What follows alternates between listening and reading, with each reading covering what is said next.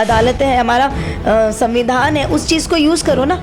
ये कि आपने तो संविधान की धज्जियाँ उड़ा दी, इस तरीके से उसका कत्ल किया।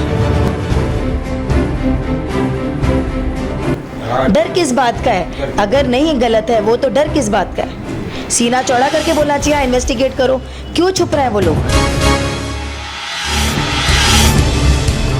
कानून की बात करूं तो हमारे देश के अंदर रातों रात नोटबंदी हो सकती है, जगहों के नाम चेंज हो सकते हैं, लेकिन एक एक्ट लागू नहीं हो सकता।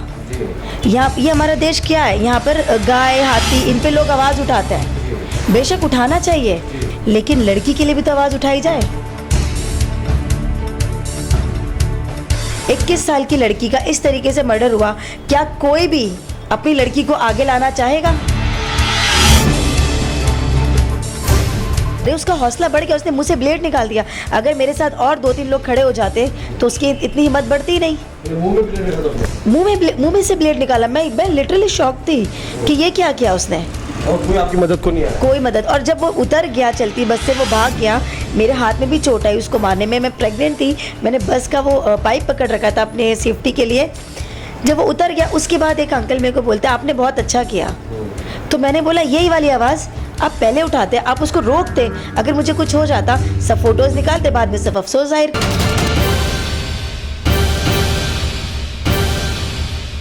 निर्भया, आसिफा, गुड़िया और अब राबिया को लेके पूरे देश भर में जस्टिस फॉर राबिया के नाम से या उसको इंसाफ दिलाने के लिए देश की तंजीमें, देश की जनता आवाज़ उठा रही है, बुलंद कर रही है। इसके बावजूद सरकार खामोश है, पुलिस खामोश है।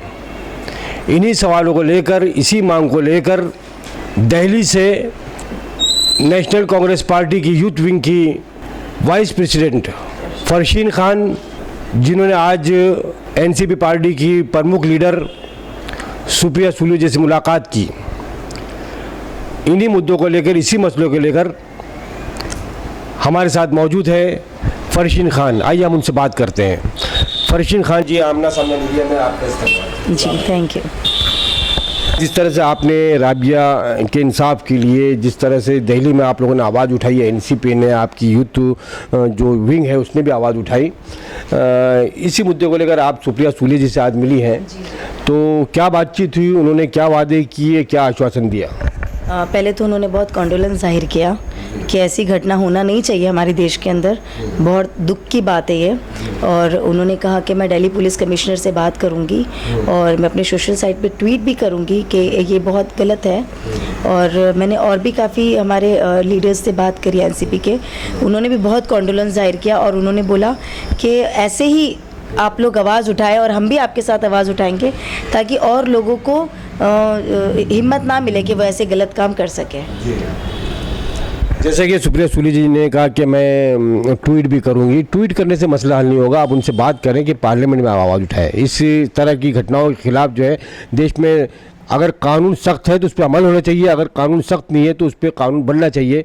तो इस पर आप क्या कहना चाहेंगे कि कानून हमारा जो कमज़ोर है या कानून पर अमल करने वाले लोग कमज़ोर हैं? अगर कानून की बात करूं तो हमारे देश के अंदर रातों रात नोटबंदी हो सकती है, जगहों के नाम चेंज हो सकते हैं, लेकिन एक एक्ट लागू नहीं हो सकता।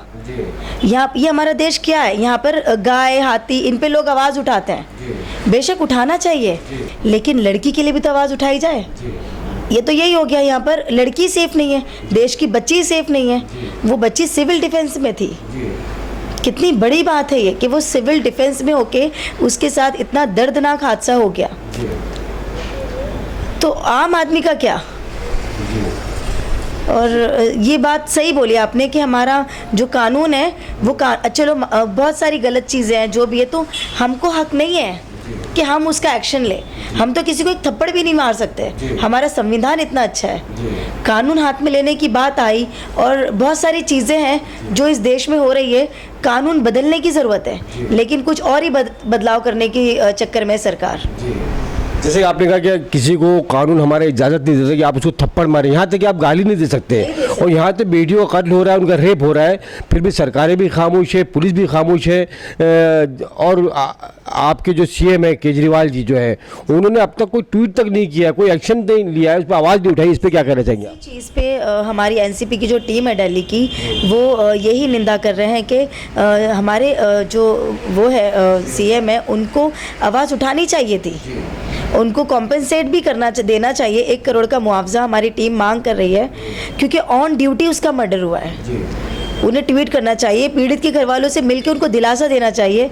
तो ये सब हम उम्मीद करते हैं उनसे, और हम मांग कर रहे हैं कि ये सब चीज़ हम देखें। कोई डेलीगेशन वगैरह गया था दिल्ली के सीएम से मिलने के लिए, इनसे मुलाकात करने की कोशिश की थी आप लोगों ने? हमारी एनसीपी टीम ने काफ़ी आंदोलन वगैरह में ये बात बोली है। उनके घर में भी कुछ उनके लीडर्स वगैरह मौजूद थे, तो तभी भी हमारे एनसीपी टीम ने ये बोला था कि मुआवजा देना चाहिए, क्योंकि ऑन ड्यूटी उसका कत्ल हुआ है, मर्डर। मुआवजा तो एक अलग चीज़ हो गई, लेकिन जान की जो कीमत है वो मुआवजा तो नहीं हो सकती। हम ये मान के चलते हैं कुछ राहत परिवार को मिलती है उससे, कि उन्होंने उसकी पढ़ाई में, लिखाई में, उसके एजुकेशन में बहुत कुछ खर्च किया होगा, और आगे भी घर का मुस्तकबिल जो है उस पर होगा, क्योंकि वो बाकायदा सरकारी मुलाजमा थी और सरकार में रहते हुए उसका ये कत्ल हुआ है। तो सरकार की जिम्मेदारी नहीं बनती कि उसकी जाँच की जाए? बिल्कुल बनती है, इन्वेस्टिगेट करना चाहिए कि एक एज इट इज़ देखे, अगर वो मैटर की जांच करे तो कहीं से कहीं तक ये नहीं लग रहा है कि वो एक बंदे का काम है। पहली बात तो वो सिविल डिफेंस में थी, she know how to fight, she knows how to, उसको पता था, वो ट्रेन थी, एक बंदे का काम तो हो ही नहीं सकता। तो इस पे इन्वेस्टिगेट होना चाहिए, और उनके घर वालों को काफ़ी लोगों पे शक है, हमें भी शक है, कुछ ऑडियो सामने आए हैं, बहुत सारी चीज़ें, तो इस चीज़ पे इन्वेस्टिगेट होना चाहिए। किस चीज़ का डर है? जब अगर आप गलत नहीं हो तो आप डर किस बात के ले रहे हो?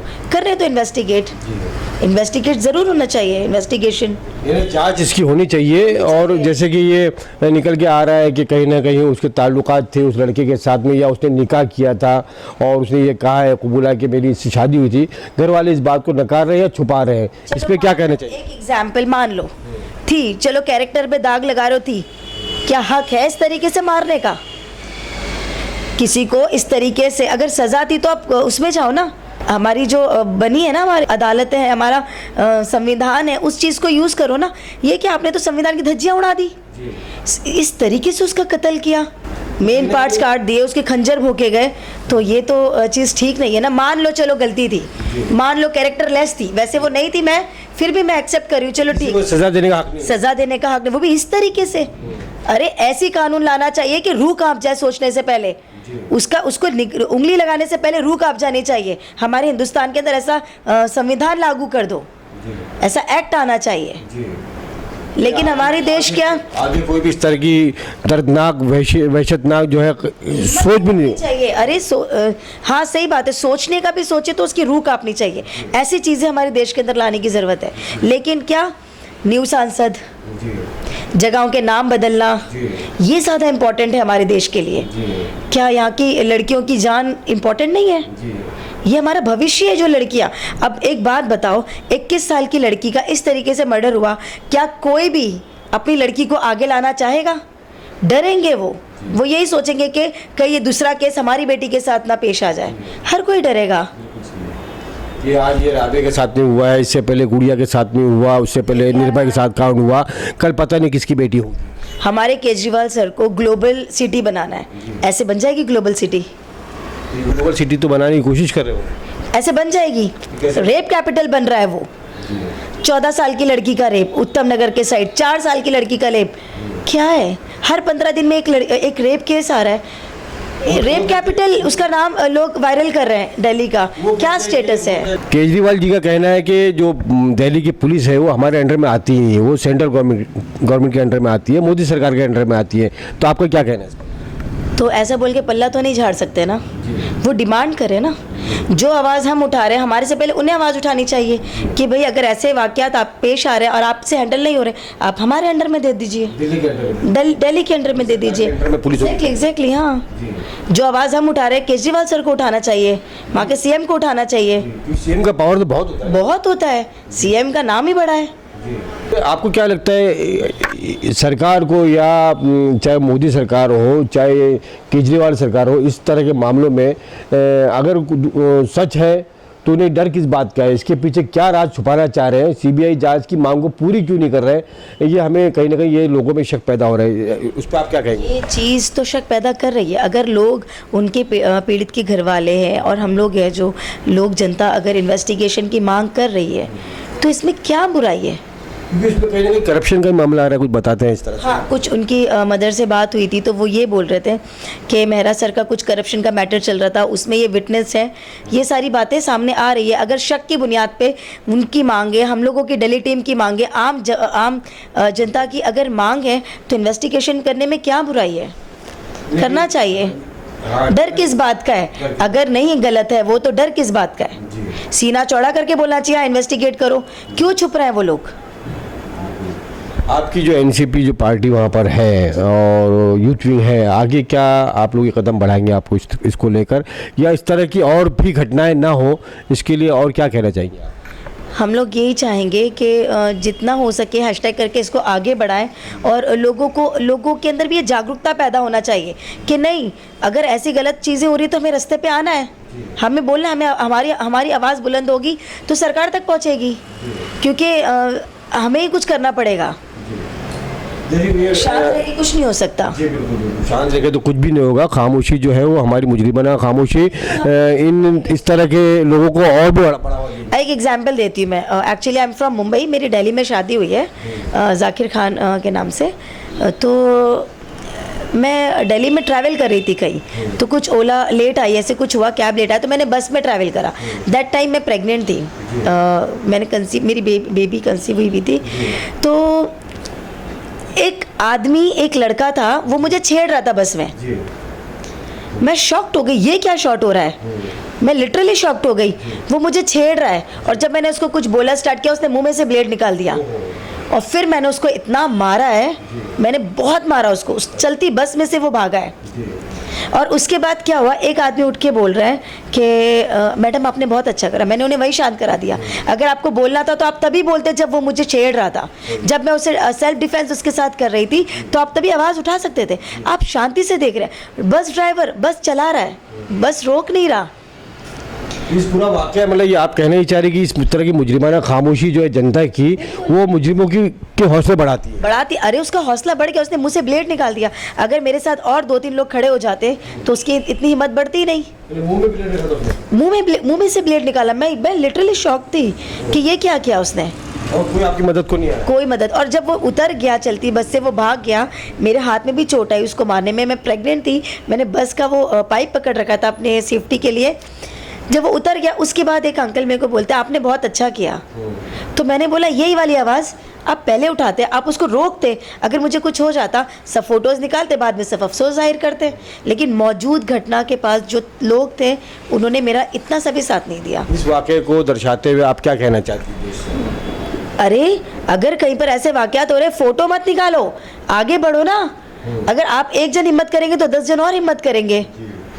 लोगों को जो है इसके खिलाफ एहतजाज करना होगा। सिर्फ हैशटैग से काम नहीं चलेगा, बाकायदा ज़मीनी सतह पे आके आवाज़ उठानी होगी। ऑन ग्राउंड आना पड़ेगा, खड़े रह के काम करना पड़ेगा, आवाज़ उठानी पड़ेगी। लोगों को और अपने तरफ अट्रैक्ट करके बोलना पड़ेगा कि नहीं आप भी आवाज़ उठाओ। हमें करना पड़ेगा, वरना अपना काम नहीं बन, हम नहीं जी सकते। मुश्किल है, सर्वाइव निकलना जो है मुश्किल हो जाएगा। वो लड़की के साथ क्या हुआ? अरे उसका अफेयर था, शादी हुई, कुछ भी था, लेकिन हुआ क्या? किस तरीके से उसकी बॉडी मिली? क्या हाल होगा उसके माँ बाप का? उसकी सज़ा क्या होनी चाहिए? अरे फांसी होनी चाहिए, बिल्कुल बिल्कुल। इस तरीके से दर्दनाक मौत देने वाले को फांसी होनी चाहिए, ताकि दूसरे कोई बेचारी ऐसा उसके साथ हादसा नहीं होना चाहिए। फरशीन खान जी, आपका आमना सामना मीडिया में बात से बात करने के लिए बहुत बहुत शुक्रिया, धन्यवाद। आपका भी थैंक यू। ये थी Delhi youth Congress national Congress party की वाइस प्रेसिडेंट फरशीन खान साहबा, जिनसे आपने बात की और जस्टिस फॉर राबिया के लिए जिन्होंने आवाज़ बुलंद की। आप सभी नाजरीन का भी, दर्शकों का बहुत बहुत शुक्रिया। इस जुल्म के ख़िलाफ़ आप भी आवाज़ बुलंद करें। आपको सिर्फ इतना करना है कि इस तरह की जो आवाज़ें उठती हैं, फरशीन खान साहिबा जैसी महिलाएँ, हमारी बेटियाँ, हमारी बहनें जो आगे आती हैं, तो इनका भी हौसला बढ़ाएँ और ज़्यादा से ज़्यादा इस वीडियो को ज़्यादा शेयर करें, फैलाएँ इसको और मैसेज मैसेज को, पैगाम को आगे बढ़ाएं कि सरकार तक भी पहुँचे, लोगों तक भी पहुँचे। कैमरा पर्सन शाहीन पटेल के साथ राशिद अजीम, शुक्रिया, जय हिंद।